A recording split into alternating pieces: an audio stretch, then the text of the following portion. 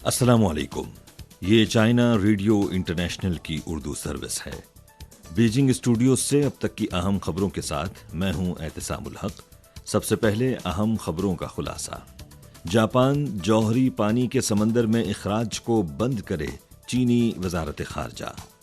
Beijing میں عالمی انسانی حقوق کی حکمرانی پر اعلیٰ سطحی فورم منعقد کیا جائے گا، اور چین افریقی تعاون کے بہت نتائج برآمد ہوئے ہیں، چین کی وزارت تجارت۔ اب خبریں تفصیل کے ساتھ۔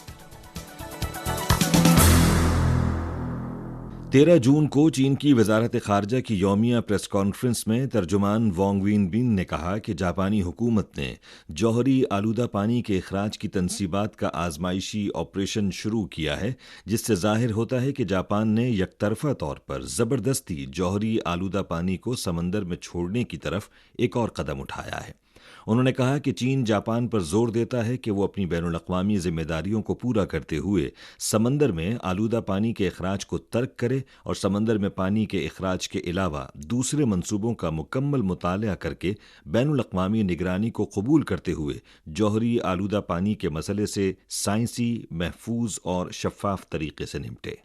13 جون کو منعقدہ چینی وزارت خارجہ کی پریس کانفرنس میں ترجمان وانگ وینبن نے یونیسکو میں امریکہ کی واپسی کے ارادے پر رد عمل کا اظہار کرتے ہوئے کہا کہ امید ہے کہ امریکہ کا یہ فیصلہ ذمہ دارانہ اور کثیر الجہتی بین الاقوامی تعاون کے فروغ کے لیے ہوگا۔ انہوں نے کہا کہ امریکہ نے 2 بار یونیسکو کی رکنیت کو چھوڑا ہے، جس سے یونیسکو پر منفی اثرات مرتب ہوئے۔ وانگ نے کہا کہ اگر امریکہ کی اس بار یونیسکو میں دوبارہ شمولیت اخلاص پر مبنی ہے تو بین الاقوامی اصول اور بین الاقوامی قوانین کے مطابق ایک ذمہ دار ملک کی حیثیت سے یونیسکو کو کئی سالوں سے واجب الادا عطیات کی مکمل ادائیگی کرے۔ انہوں نے کہا کہ امریکہ کو بین الاقوامی تنظیموں کو جغرافیائی سیاسی کھیل کے میدانوں کے طور پر سمجھنا بند کرنا چاہیے۔ چائنا ایسوسی ایشن آف آٹو موبائل مینوفیکچررز کے جاری کردہ تازہ ترین اعداد و شمار کے مطابق مئی میں چین کی آٹو موبائل کی پیداوار اور فروخت کی تعداد بالترتیب 2.333 ملین اور 2.382 ملین تک پہنچ گئی، جو سال بسال 21.1% اور 27.9% اضافہ ہے۔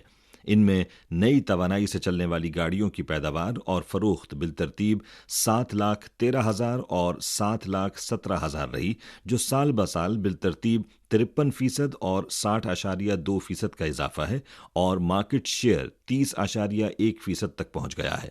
برآمدات کے لحاظ سے مئی میں چین کی آٹو موبائل برآمدات 3,89,000 تک پہنچ گئیں، جو سال بسال 58.7% اضافہ ہے۔ 12 تاریخ کو شنگھائی انٹرنیشنل کاربن ایکسپو کے تحت green and low carbon industry development forum national convention and exhibition centre Shanghai میں منعقد ہوا۔ فورم کا موضوع رہا green and low carbon digital empowerment. Forum کے دوران شرکاء نے شنگھائی کی مینوفیکچرنگ انڈسٹری کی سبز تبدیلی کے لیے جدید قوت فراہم کی۔ شنگھائی کی مینوفیکچرنگ انڈسٹری کی ڈیجیٹل تبدیلی کے لیے سمارٹ حکمت عملی ترتیب دی، تاکہ شنگھائی کی مینوفیکچرنگ انڈسٹری کی اعلیٰ معیار کی ترقی اور کاربن پیک اور کاربن نیوٹرل کے اہداف کو منصوبے کے مطابق حاصل کرنے میں مدد فراہم کی جا سکے۔ گلوبل ہیومن رائٹس گورننس سے متعلق اعلیٰ سطحی فورم 14 سے 15 جون تک بیجنگ میں منعقد ہوگا، جس میں اقوام متحدہ کی ایجنسیوں سمیت تقریباً 100 ممالک اور بین الاقوامی تنظیموں کے 300 سے زائد چینی اور غیر ملکی مہمان شریک ہوں گے۔ فورم کا موضوع مساوات، تعاون، ترقی، ویانا اعلامیہ اور ایکشن پروگرام کے 30 سال اور گلوبل ہیومن رائٹس گورننس ہوگا۔ افتتاحی تقریب اور کل رکنی اجلاس کے علاوہ فورم بین الاقوامی تعاون اور عالمی انسانی حقوق کی حکمرانی، گلوبل ڈیولپمنٹ انیشیٹو اور ترقی کے حق کا حصول، global security initiative and human rights protection, اقوام متحدہ کے انسانی حقوق میکینزم اور گلوبل ہیومن رائٹس گورننس اور ڈیجیٹل دور میں انسانی حقوق کے تحفظ جیسے موضوعات پر 5 ذیلی فورم منعقد کرے گا۔ اس فورم کا اہتمام چین کی اسٹیٹ کونسل کے انفارمیشن آفس، وزارت خارجہ اور China international development cooperation agency مشترکہ طور پر کر رہے ہیں۔ 13 جون کو چین کی ریاستی کونسل کے پریس دفتر کی کانفرنس میں وزارت تجارت کے مطابق چین افریقہ اقتصادی اور تجارتی تعاون نے نتیجہ خیز کامیابیاں حاصل کی ہیں۔ وزارت تجارت کے مطابق چین اور افریقہ کے درمیان کل تجارتی حجم 2 ٹریلین امریکی ڈالر سے تجاوز کر چکا ہے اور چین افریقہ کا سب سے بڑا تجارتی شراکت دار ہے اور چین کی افریقہ میں براہ راست سرمایہ کاری کا فلو 30 بلین امریکی ڈالر سے تجاوز کر گیا ہے، جس سے چین افریقہ میں سرمایہ کاری کا چوتھا ذریعہ بن گیا ہے۔ وزارت تجارت کا کہنا ہے کہ چین کی جانب سے افریقی ممالک میں تقریباً 9,000 طبی اراکین بھیجے گئے ہیں اور 1 لاکھ سے زائد تربیتی مواقع فراہم کیے گئے ہیں۔ اس کے علاوہ بنیادی ڈھانچے اور سماجی معاش کے متعدد منصوبے بھی تعمیر کیے گئے ہیں اور چین افریقہ اقتصادی اور تجارتی تعاون کے شعبے کو روایتی تجارت اور انجینئرنگ کی تعمیر سے لے کر ڈیجیٹل، گرین، ایرو اسپیس اور فائنانس جیسے ابھرتے ہوئے شعبوں تک مسلسل بڑھایا گیا ہے۔ نائب وزیر تجارت لی فے نے بتایا کہ چین نے 52 افریقی ممالک اور افریقی یونین کمیشن کے ساتھ بیلٹ اینڈ روڈ کے تعاون کی دستاویزات پر دستخط کیے ہیں۔ تیسری چین افریقہ معاشی و تجارتی ایکسپو 29 جون سے 2 جولائی تک چین کے صوبے ہنان کے شہر چھونگشا میں منعقد ہوگی۔ موجودہ ایکسپو کا موضوع ہے مشترکہ ترقی، مشترکہ شراکت۔ بینن، کانگو، کنشاسا، مڈغاسکر، ملاوی، مراکش، موزمبیق، نائجیریا اور زیمبابوے سمیت 8 افریقی ممالک اس ایکسپو کے مہمان ممالک ہوں گے۔ چین کے ساتھ سفارتی تعلقات رکھنے والے 53 افریقی ممالک، 8 بین الاقوامی تنظیمیں، 30 چینی صوبے اور 1500 سے زائد چینی کاروباری ادارے اس نمائش میں شریک ہوں گے۔ اس ایکسپو میں چین افریقہ معاشی و تجارتی تعاون فورم سمیت متعدد سرگرمیوں کا انعقاد کیا جائے گا۔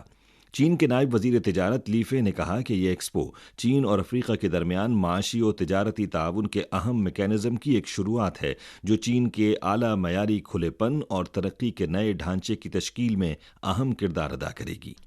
9 سے 18 جون تک منعقدہ 25ویں شنگھائی انٹرنیشنل فلم فیسٹیول کے دوران belt and road film week کا انعقاد کیا گیا، جس میں بیلٹ اینڈ روڈ سے وابستہ ممالک کی 20 نئی فلمز کی نمائش کی گئی۔ رواں سال بیلٹ اینڈ روڈ انیشیٹو کی 10ویں سالگرہ کے ساتھ ساتھ شنگھائی انٹرنیشنل فلم فیسٹیول کی جانب سے belt and road film festival alliance اور belt and road film week کی 5ویں سالگرہ بھی ہے۔ گزشتہ 5 سالوں میں belt and road film festival alliance کے ارکان کی تعداد 29 ممالک کے 31 فلمی اداروں سے بڑھ کر آج 48 ممالک کے 55 اداروں تک پہنچ چکی ہے۔ متعلقہ ایونٹس میں 115 فلمز دکھائی جا چکی ہیں۔ مقامی وقت کے مطابق 12 تاریخ کو سعودی عرب کے دارالحکومت ریاض میں 2 روزہ چین عرب ممالک تعاون فورم کی 10ویں انٹرپرینیورز کانفرنس اختتام پذیر ہوئی، جس کے دوران چین اور عرب ممالک نے سائنس و ٹیکنالوجی، قابل تجدید توانائی، سپلائی چین، سیاحت اور صحت کی دیکھ بھال سمیت متعلقہ شعبوں میں درجنوں تعاون کے معاہدوں اور یادداشتوں پر دستخط کیے، جس سے ظاہر ہوتا ہے کہ چین اور عرب ممالک کے درمیان تعاون کے وسیع امکانات موجود ہیں۔ کانفرنس میں 26 ممالک کے 3,500 سے زائد مندوبین نے شرکت کی اور 70 ارب یوان سے زائد مالیت کے 30 اقتصادی اور تجارتی معاہدوں پر دستخط کیے اور چینی اور عرب کاروباری اداروں کے درمیان تعاون کو مضبوط بنانے کے لیے ریاض اعلامیہ جاری کیا۔ اختتامی تقریب میں یہ بھی اعلان کیا گیا کہ 11ویں چین عرب ممالک تعاون فورم کی انٹرپرینیورز کانفرنس 2025 میں بیجنگ میں منعقد کی جائے گی۔ 12 جون کو انٹرنیشنل لیبر آرگنائزیشن نے سوئٹزرلینڈ کے شہر جنیوا میں ایک اعلیٰ سطحی اجلاس منعقد کیا، جس میں بین الاقوامی برادری سے مطالبہ کیا گیا کہ وہ چائلڈ لیبر کے خاتمے کے لیے اقدامات کرے۔ کانفرنس کا موضوع سماجی انصاف کا حصول، چائلڈ لیبر کا خاتمہ تھا، جس میں سماجی انصاف اور چائلڈ لیبر کے خاتمے کے درمیان ربط پر توجہ مرکوز کی گئی۔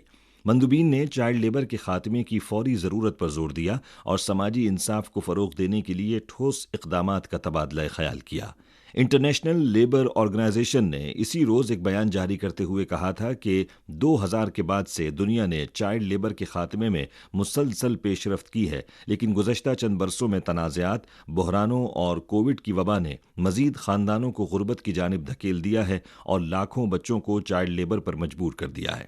بیان میں بین الاقوامی لیبر معیارات اور سماجی مکالمے، معیاری تعلیم اور سماجی تحفظ تک عالمگیر رسائی اور چائلڈ لیبر سے نمٹنے کے لیے غربت، عدم مساوات اور امتیازی سلوک کے خاتمے پر مبنی ایک مضبوط قانونی فریم ورک کے قیام اور نفاذ پر زور دیا گیا۔ اسی کے ساتھ خبریں ختم ہوئیں۔ مزید خبروں، تجزیوں اور تبصروں کے لیے وزٹ کیجیے ہماری ویب سائٹ urdu.cri.cn۔